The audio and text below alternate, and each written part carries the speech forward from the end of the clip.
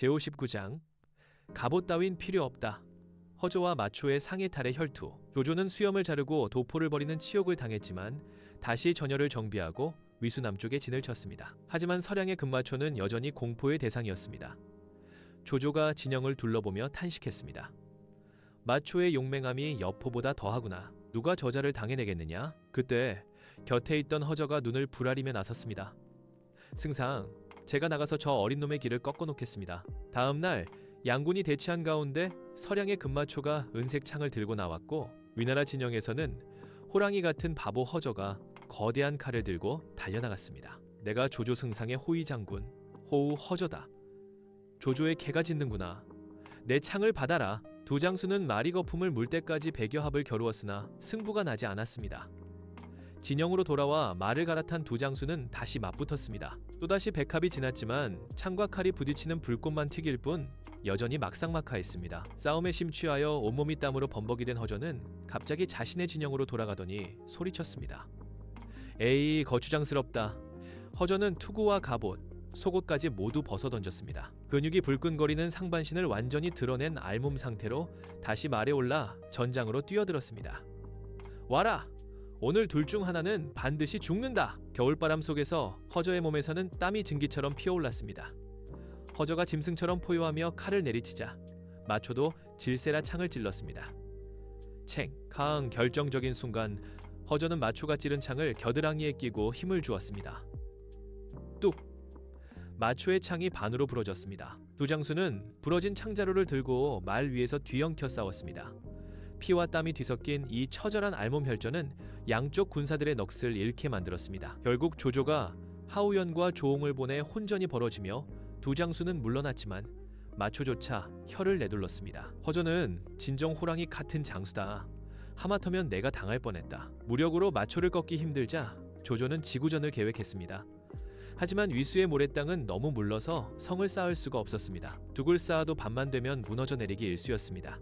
이러다가는 마초의 기병에게 짓밟히고 말 것이다. 고민하던 조조에게 한 은자가 나타나 조언했습니다. 지금은 살을 내는 한겨울입니다. 흙을 쌓고 그 위에 물을 뿌리면 되지 않겠습니까? 조조는 무릎을 쳤습니다. 그날 밤 북풍이 몰아치자 조조는 병사들을 시켜 밤새도록 모래 둑 위에 물을 끼얹었습니다. 다음 날 아침 마초가 총공격을 하러 나왔을 때 그는 자신의 눈을 의심했습니다. 어제까지만 해도 허허벌판이었던 곳에 하룻밤 사이에 수정처럼 투명하고 단단한 얼음성이 솟아올라 있었기 때문입니다. 햇빛을 받아번쩍이는 얼음 성벽 위에서 조조는 여유롭게 웃고 있었습니다.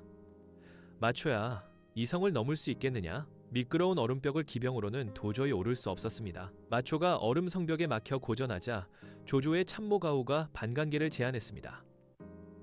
마초는 용맹하나 단순하고 그의 의형제 한수는 의심이 많습니다. 둘 사이를 갈라놓으면 이길 수 있습니다. 조조는 먼저 한수를 전장 한가운데로 불러냈습니다. 조조는 투구도 쓰지 않고 무장도 해제한 채 한수와 말머리를 맞대고 옛날 이야기만 나누며 껄껄 웃었습니다. 멀리서 이 모습을 지켜보던 마초는 의심의 눈초리를 보냈습니다. 숙부님, 도대체 조조와 무슨 이야기를 그리 다정하게 하셨습니까? 한수는 별일 아니었다. 옛날 추억 이야기나 했을 뿐이다. 라고 답했지만 마초의 의심은 싹트기 시작했습니다. 결정타는 편지였습니다. 조조는 한수에게 친필 편지를 보내면서 고의로 중요한 글자들을 먹으로 지우고 덧칠하여 보냈습니다. 마치 한수가 비밀 내용을 감추기 위해 지운 것처럼 보이게 한 것입니다. 마초가 편지를 뺏어보니 온통 먹칠투성이었습니다. 이게 뭡니까? 왜 중요한 내용이 다 지워져 있습니까? 조조와 내통하여 나에게 숨기려는 내용이 있는 것 아닙니까? 아니다. 조조가 처음부터 이렇게 보냈다. 말도 안 되는 소리. 세상에 어떤 바보가 편지를 이렇게 쓴단 말입니까? 숙부가 지운 것이 분명합니다. 의심은 확신이 되고 확신은 사리가 되었습니다. 마초의 분노는 폭발했습니다.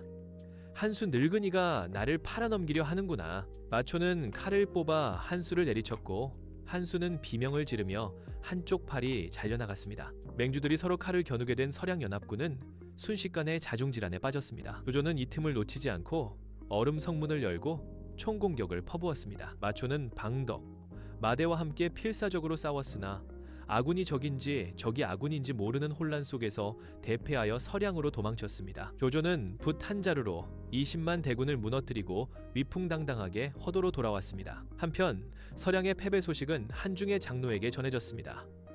오두미도의 교주이자 한중 태수인 장로는 두려움에 떨었습니다. 조조가 마초를 꺾었으니 다음은 우리 차례다 서천을 쳐서 기반을 넓혀야겠다. 장로가 군사를 일으키려 하자 이에 놀란 익주자사 유장은 신하들을 모아 대책을 논의했습니다. 이때 별가장송이 나섰습니다. 제가 조조를 설득하여 장로를 치게 하겠습니다. 조조의 힘을 빌려 장로를 막는 것입니다. 하지만 장송의 품속에는 서천의 지도가 들어 있었습니다. 그는 암암리의 서천의 새 주인을 찾고 있었던 것입니다. 장송은 서천의 운명이 담긴 지도를 품고 조조를 만나러 떠났습니다. 이것이 훗날 유비가 서천을 얻게 되는 거대한 서막이었습니다.